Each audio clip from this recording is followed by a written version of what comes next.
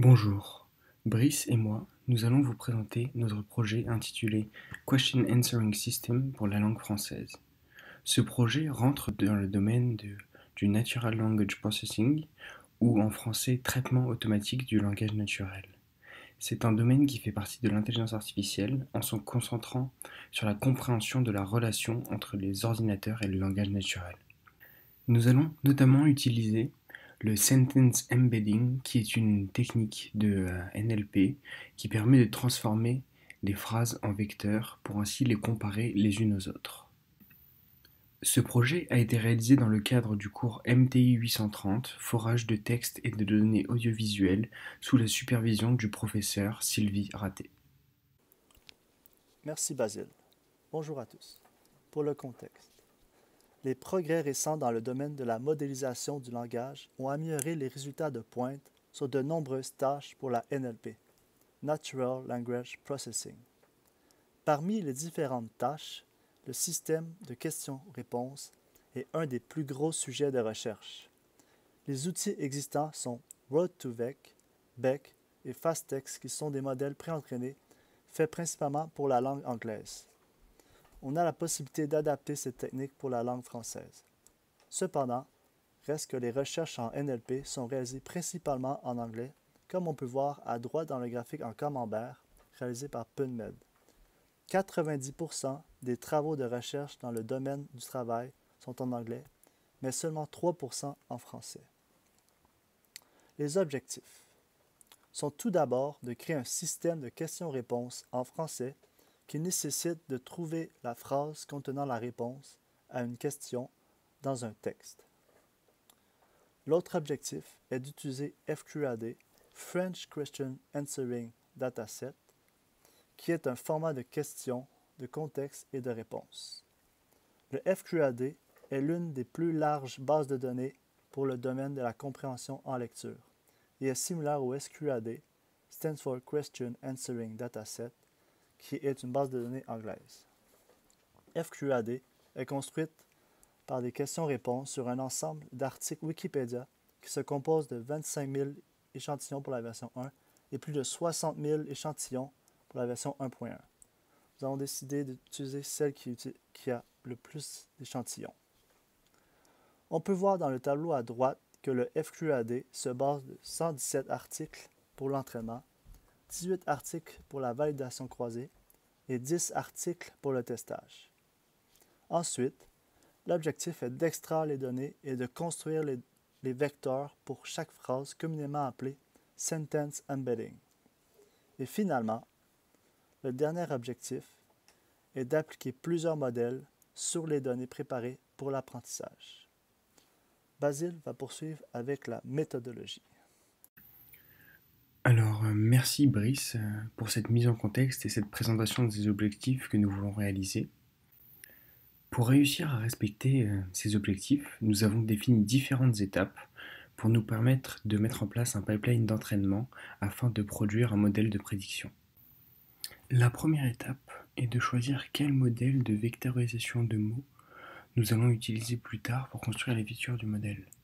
En effet, il en existe de nombreux disponibles, surtout pour la langue anglaise, mais certains ont été développés pour la langue française aussi. Nous en avons testé deux différents, le modèle Word2Vec développé par Google et le modèle FastText développé par Facebook. Et pour chacun de ces modèles, nous avons testé deux variantes différentes. La première variante est SkipGram et la deuxième est CBOW pour Continuous Bag of Words.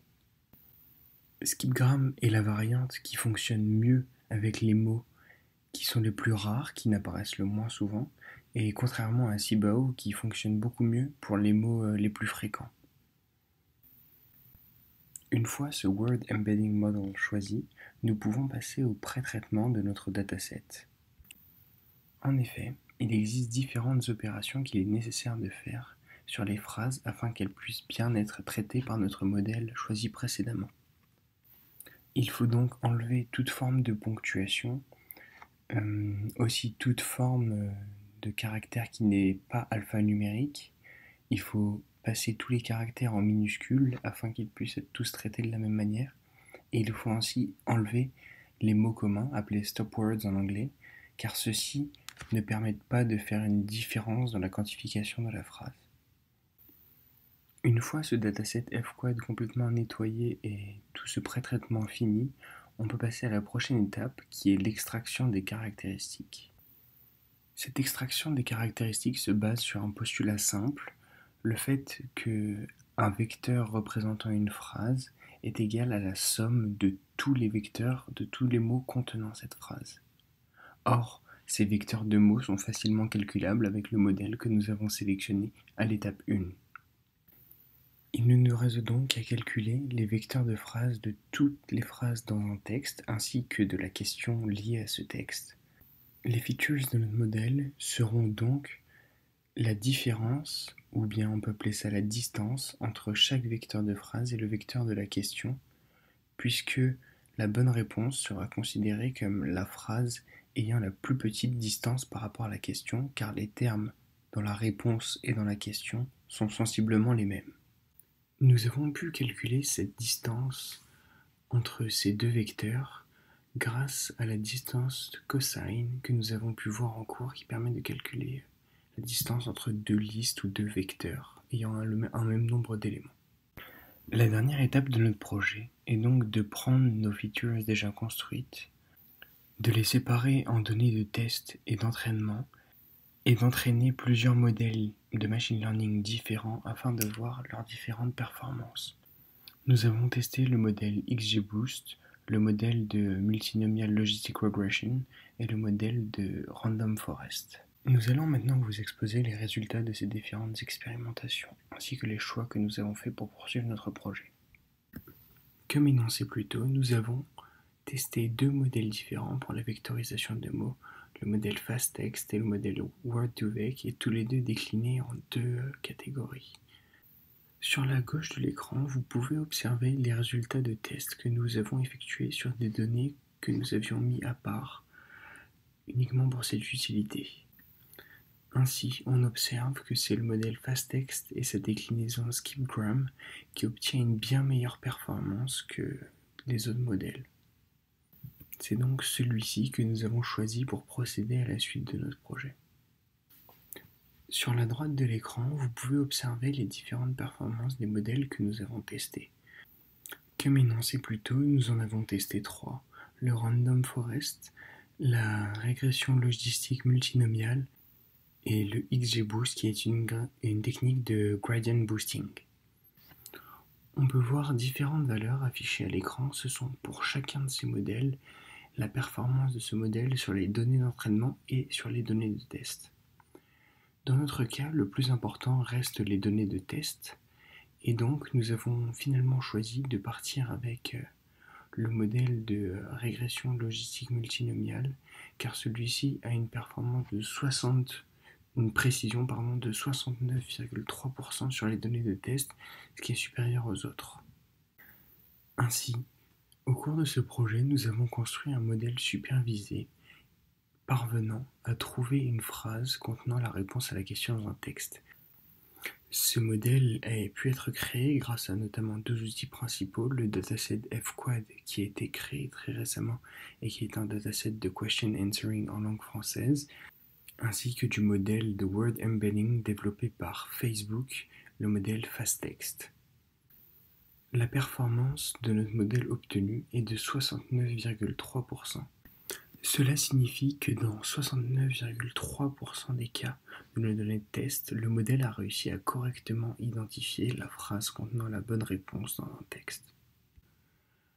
Nous savons que beaucoup de modèles ont des performances bien meilleures, mais il faut relativiser ça avec le fait que ce modèle utilise seulement une seule feature, une seule caractéristique, qui est la distance par rapport à la question.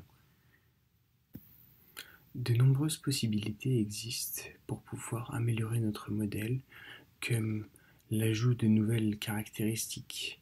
On pourrait par exemple se servir de la structure lexicale et sémantique des phrases pour pouvoir bâtir de nouvelles caractéristiques en comprenant mieux comment les phrases sont faites et quel est le rapport entre la question et chacune des phrases candidates dans le texte.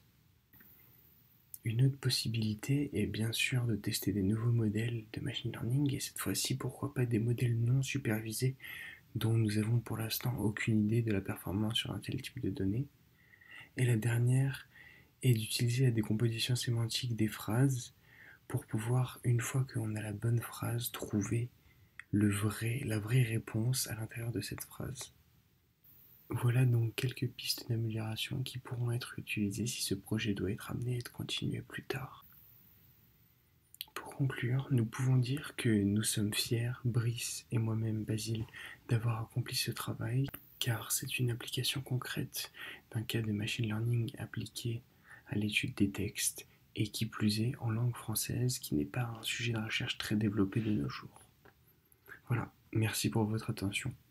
Au revoir.